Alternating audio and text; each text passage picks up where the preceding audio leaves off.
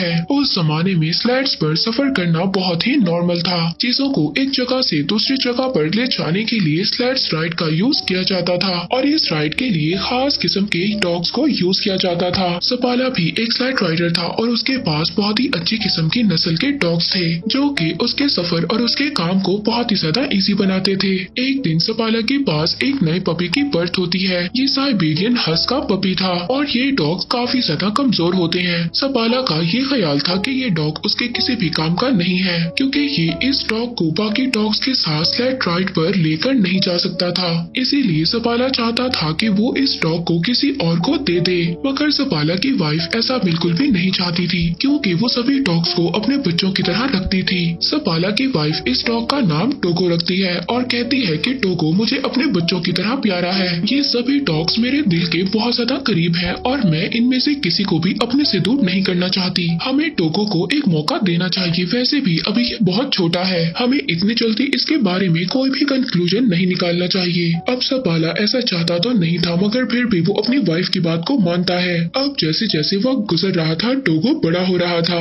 लेकिन टोगो काफी ज्यादा शैतान था और उसने सपाला के नाक में दम कर रखा था। सपाला की वाइफ हमेशा सपाला से यही कहती थी कि वो टोगो को अपने साथ स्लाइड राइड पर लेकर जाए, मगर सपाला अपनी वाइफ से यही कहता है कि टोगो अभी बहुत ज्यादा वीक है और ये स्लाइड राइड पर सरवाइव नहीं कर सकता। सपाला अब एक दिन टोगो को अपने फ्रेंड को दे आता है, मगर सपाला की वाइफ ये जानती थी कि टोगो जितना ज्यादा शैतान है उसको कोई भी नहीं रख सकता और अब होता भी ऐसे ही है। अगले दिन सपाला का फ्रेंड टोगो को वापस ले आता है और कहता है कि ये तुम्हारा डॉग बहुत ज्यादा शैतान है और इसे मैं अपने साथ नहीं रख सकता। और इस बात पर सपाला की वाइफ बहुत ज्यादा मुस्कुराती है क्योंकि टोगो वाकई शरारती था। सपाला जब भी अपने बाकी डॉग्स को राइड पर लेकर जाता था तो टोगो उसके पीछे आता था। हालांकि सपाला टोगो को फेंस के पीछे बांध दिया करता था, मगर फिर भी वो जमीन को खोदकर वहाँ से भाग जाता है और सीधा सपाला के पीछे जाता है। अब टोगो के आने से वो बाकी डॉग्स के साथ मस्ती करता है, जिस वजह से सपाला की प्रैक्टिस खराब हो जाती है जो वो अपने डॉग्स के साथ कर रहा था।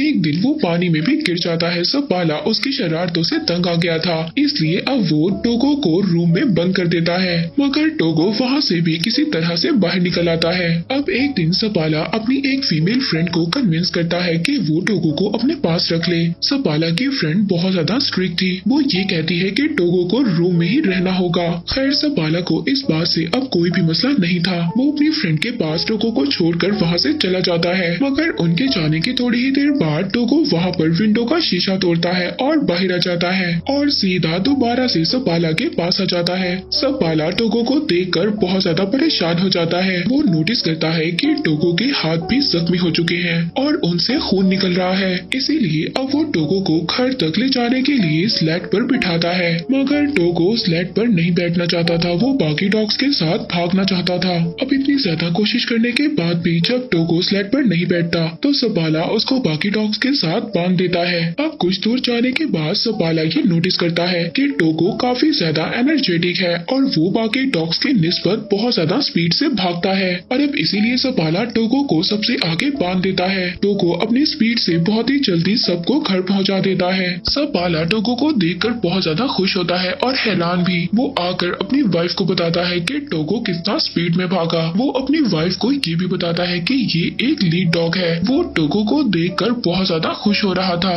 सपाला की वाइफ भी टोगो को देखकर बहुत ज्यादा खुश होती है। इसके बाद सपाला अपने शहर में टोगो की मदद से बहुत ज्यादा स्लेड रेसेस जीत जाता है और आहिस्ता आहिस्ता सपाला और टोगो बहुत ज्यादा फेमस हो जाते हैं। वक्त इसी तरह गुजरता रहता है और अब 12 साल हो चुके थे। हम देखते हैं कि टोगो अब काफी ज्यादा बूढ़ा हो गया था। एक दिन अपने सफर से वापस अपने शहर में आता है तो उसको ये बात पता चलती है कि शहर में एक बीमारी फैल चुकी है। उस बीमारी का नाम था डिप्थीरिया और वो बच्चों पर बहुत ज्यादा इफेक्ट हो रही थी।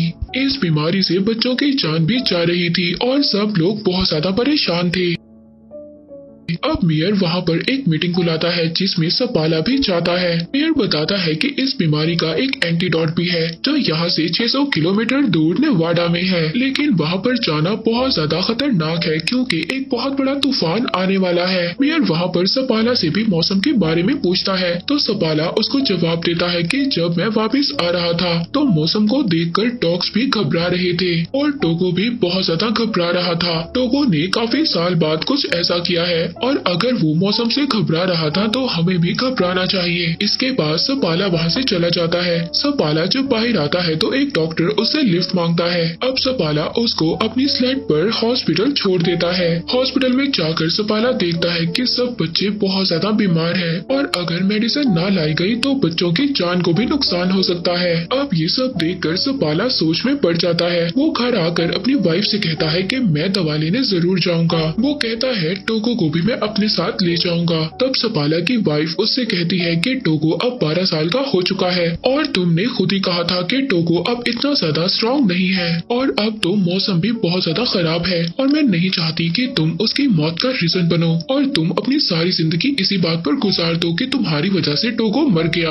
मगर सपाला तो टोको के बगैर जाना ही नहीं चाहता था। वो अगली सुबह टोको को लेकर अपनी वाइफ को गुड बाय बोलकर चला जाता है। अब जैसे जैसे सपाला और उसके डॉग्स आगे बढ़ रहे थे तूफान भी आगे बढ़ रहा था और हवा इतनी ज्यादा तेज थी सपाला को कुछ भी नजर नहीं आ रहा था। टोको सबसे आगे था और सपाला अपने डॉग्स को आगे बढ़ने के लिए बोल रहा होता है क्योंकि इन्हें नेवाडा से मेडिसिन लेकर बहुत जल्दी वापस आना था। सपाला अपने डॉग्स के साथ बहुत ही गहरी ढलवान पर होता है। तभी टोको वहाँ पर रुक जाता है लेकिन सपाला को कुछ भी समझ नहीं आ रहा था। सपाला जब आगे देखता है तो एक बहुत ही बड़ी खाई होती है। टोको ने इस भयानक तूफान में भी उस गहरी खाई को देख लिया था और इसीलिए वो रुक गया था जिसकी वजह से सपाला और उसके बाकी डॉग्स की जान बच गई थी। तभी सपाला देखता है कि टोको के पाँव में बहुत गहरी चोट लगी थी और उससे खून भी आ रहा था। अब पूरा दिन सफर करने के बाद सपाला और उसके बाकी डॉग्स एक आउटपोस्ट पर पहुंचते हैं। उस आउटपोस्ट पर एक लेडी डॉक्टर होती है। वो सपाला को बताती है कि टोको अब 12 साल का हो चुका है और ये काफी ज्यादा वीक हो चुका है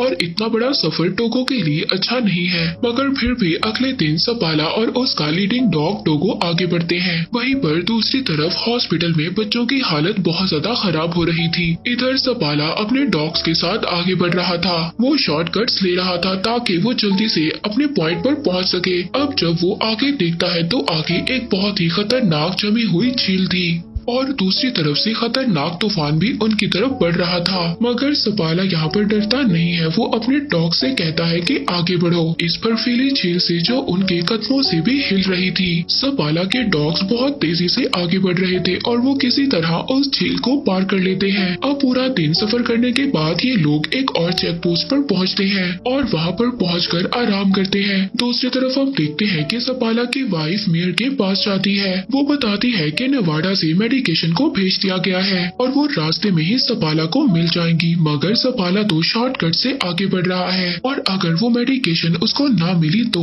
उसका सफर और भी ज्यादा बड़ा हो जाएगा। वहीं पर दूसरी तरफ हम सपाला को देखते हैं जो पूरा दिन सफर करने के बाद एक और चेक पोस्ट पर पहुंचता है। टोको की हालत बहुत ज्यादा खराब हो गई थी। टोको फिर भी आगे बढ़ना चाहता है। वो रुकना नहीं चाहता। वो लीड करना चाहता है और अब ऐसा ही होता है। सपाला अपने शॉर्टकट से जा रहा था और अगर उसको वो आदमी ना मिला जो नेवाडा से मेडिकेशन ला रहा था तो सपाला के लिए उसका सफर और भी ज्यादा मुश्किल हो जाएगा। अब सपाला यहाँ पर बहुत ज्यादा थक गया था। उसकी आंखें बंद हो रही थी मगर उसके डॉग्स बिजली की तरह आगे बढ़ रहे थे। हम देखते हैं एक आदमी है जो नेवाडा से आया था। उसके पास ही दवा थी। वो आदमी रुकता है मगर सपाला अपने डॉग्स के साथ आगे बढ़ रहा था। वो आदमी उसको आवाज भी देता है लेकिन सपाला अपनी हिम्मत होशी में होता है। यहाँ पर बहुत तेज हवा भी चल रही थी जिसकी वजह से सपाला उस आदमी की आवाज को नहीं सुन पाता। मगर टोको ने यहाँ पर कुछ तो सुन लिया था। उस आदमी को ऐसा लग रहा था कि सपाला ने उसकी कोई भी बात नहीं सुनी और वो ऐसे ही आगे चला गया। मगर तभी वो आदमी देखता है कि सपाला वापस आ रहा था क्योंकि टोको वहाँ पर रुक गया था और अब सपाला के पास वो दवा थी जिसकी वजह से वो इतनी ज्यादा दूर आया था। अब वो दोनों आगे जाकर एक चेक पोस्ट पर रुकते हैं। सपाला का दोस्त उससे कहता है कि टोको को यहीं पर छोड़ दो। मैंने ऐसे इन खतरनाक तूफान में अपने बहुत ज्यादा डॉग्स को खोया है और मैं ये नहीं चाहता कि तुम भी अपने इतने प्यारे डॉग टोको को खो दो। लेकिन सपाला इस बात से मना कर देता है। वो कहता है कि टोको मेरा लीड डॉग है और मैं इसके बगैर सफर नहीं कर सकता। और दोबारा से सपाला अपने डॉग्स के साथ सफर शुरू कर देता है। दोबारा से उनके सामने वही झील आती है जिस झील को सपाला ने अपने डॉग्स के साथ कल पार किया था और अब वो झील हिल रही थी। मगर ये लोग अगर इस झील पर से ना गए तो इनका सफर एक और दिन बढ़ जाएगा। सपाला अब ये फैसला करता है कि वो इसी रास्ते से आगे बढ़ेंगे। वो अपने डॉग टोगो को कहता है कि आगे बढ़ो। उसके सारे डॉग्स बहुत ही तेजी से उस झील को पार करने लगते हैं और अब उस झील में से पानी निकलना भी स्टार्ट हो जाता है। अगर ये लोग इसी झील में डूब गए तो सबके सब मर जाएंगे। मगर यहाँ पर टोगो और बाकी डॉग्स के स्पीड की वजह से वो लोग किसी न किसी तरह किनारे पर पहुँच जाते हैं। मगर जिस टुकड़े से ये डॉग्स आगे बढ़ने वाले थे तभी वो टुकड़ा हिलता है और किनारे से अलग हो जाता है। अब सपाला टोगो को उठाकर उस किनारे पर फेंक देता है और कहता है कि इस बर्फ के टुकड़े को खींचो। टोगो यहाँ पर बहुत ज्यादा जख्मी था मगर वो जख्मी होने के बावजूद भी अपना पूरा जोर लगाता है और सभी को किनारे पर ले आता है। अब ये लोग सबके सब उस जमी हुई झील से बाहर आ जाते हैं जहाँ पर ये सब लोग फंस गए थे। अब सपाला अपने डॉग्स को किसी न किसी तरह बचाकर एक चेक पोस्ट पर ले आता है जहाँ पर वही लेडी डॉक्टर भी थी।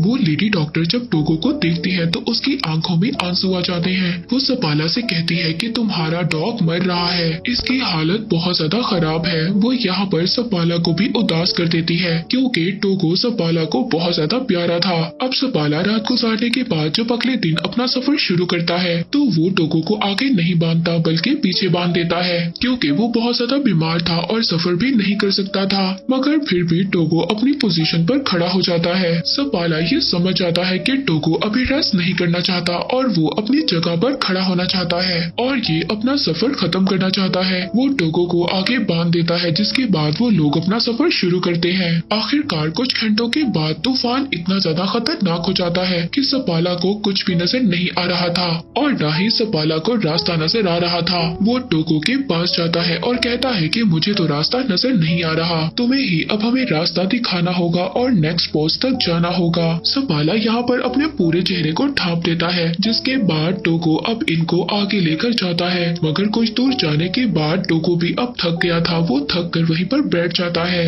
अब सपाला उठकर टोगो के पास जाता है। वो टोगो से कहता है कि तुम्हें उठना होगा और हमें ये मेडिसिन लेकर जाना होगा और अगर हम आगे अपनी मंजिल तक ना बढ़े तो हम यहीं पर मारे जाएंगे। मगर टोगो उसकी बात का कोई भी रिस्पॉन्स नहीं कर रहा था। सपाला इस बात पर बहुत ज्यादा खुश था कि टोगो की वजह से उसकी जान बच गई। मगर टोगो उसकी बात का कोई भी रिस्पॉन्स नहीं कर रहा था। तभी एक आदमी लैंटर्न लेकर वहाँ पर आता है, यानी कि यहाँ पर टोगो ने अपना काम कर दिया था। उसने सपाला को चेक पोस्ट तक पहुँचा दिया था। वो ये देखकर बहुत ज्यादा खुश होता है क्योंकि टोगो की वजह से सबकी जान बच गई थी। अब सबके सब अंदर जाते हैं क्योंकि टोगो बहुत ही ज्यादा बेहाल होता है, उसकी हालत बहुत ज्यादा खराब होती है। यहाँ पर नाम का एक आदमी था जिसको सपाला की वाइफ ने भेजा था ताकि वो उस आउटपोस्ट पर पहुंचकर उस मेडिसिन को ले ले और जल्दी से उस मेडिसिन को लेकर वापस आ जाए जहां पर बच्चे बीमार हैं। रात को सबके सब रेस्ट करते हैं। इसके बाद सुबह को वो आदमी वो मेडिसिन लेकर निकल जाता है और कुछ ही देर के बाद वो नॉर्म सिटी पहुंच जाता है जहाँ पर एक रिपोर्टर उसका वेट कर रहा था क्योंकि ये बात न्यूयॉर्क सिटी तक पहुंच गई थी कि एक आदमी इतना बड़ा सफर तय कर बीमार बच्चों के लिए मेडिसिन लेने गया है। अब रिपोर्टर को ये लग रहा था शायद यही आदमी अपनी टीम के साथ वापस आया है और अब वो रिपोर्टर सपाला के बजाय उस आदमी का नाम अपनी न्यूज में छाप देता है। सपाला की वाइफ बहुत ही ज्यादा डिसअपॉइंट होती है। दूसरी तरफ टोगो भी काफी हद तक रिकवर हो जाता है।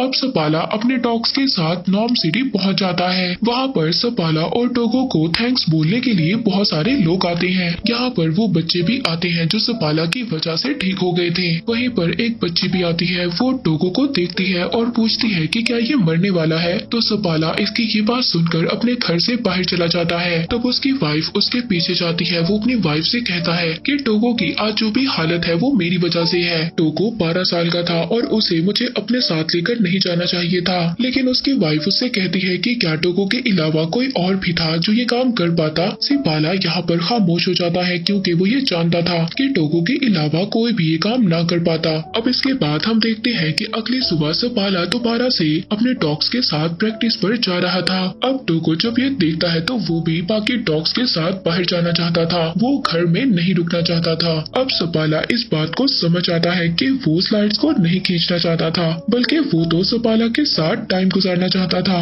अब थोड़े वक्त के बाद टोको बिल्कुल ठीक हो जाता है। सपाला अपनी वाइफ और टोको के साथ लंबी सैर पर जाया करता था। 2 साल के बाद टोको के कुछ बच्चे भी होते हैं जिन्हें वहाँ पर बहुत सारे मेजर्स लेने आया करते थे। इन बच्चों की ब्रीड को एक नया नाम दिया गया था, वो था सिपाला साइबेरियन। इसके बाद 1929 में टोको की डेथ हो गई। उसके बाद भी सपाला डॉग्स को ट्रेन करता था, लेकिन टोको तो उसके सिटी में बहुत ज्यादा फेमस डॉग था। तो ये थी टोको की स्टोरी। हम देखते हैं कि टोको ने इस स्टोरी में ये प्रूव किया कि इस दुनिया में सबसे ज्यादा वफादार और ख्याल रखने वाले सिर्फ डॉग्स ही होते हैं। और इसी के साथ ये मूवी यहीं पर एंड हो जाती है।